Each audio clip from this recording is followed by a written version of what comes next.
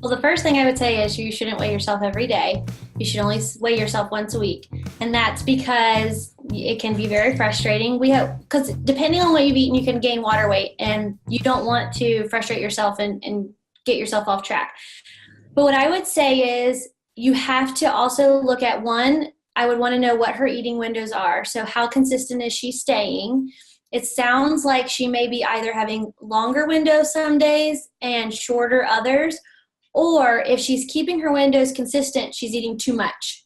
And she needs to really look at making sure she doesn't go over that 4.0 on her scale, because you can easily push too much, and it is important of what you're consuming in your window. You can't just eat, everything on the buffet table just because it's within 2 hours. It doesn't work that way.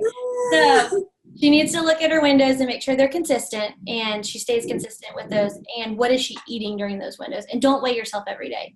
Do it once a week. I have those days, like I have times where, like on a weekend, I ended up going to some birthday party at lunch that I wasn't planning on eating at, but then I got peer pressured into having a slice of pizza when I wasn't hungry, and then I get mad at myself, and then I went to dinner with my family, and I'm like, well, I'm not really hungry, but I'm going to go ahead and eat. And then you get home and you're like, I disobeyed every principle that I knew I was supposed to do. But what I have to tell myself is, that's okay. Like, we all have bad days, right?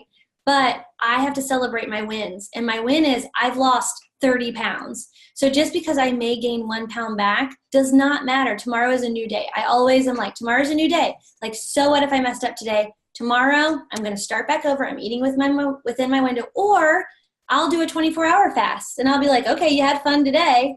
So tomorrow, you're going to do a 24-hour fast and get yourself cleaned back out so I feel good, and then head back up on track.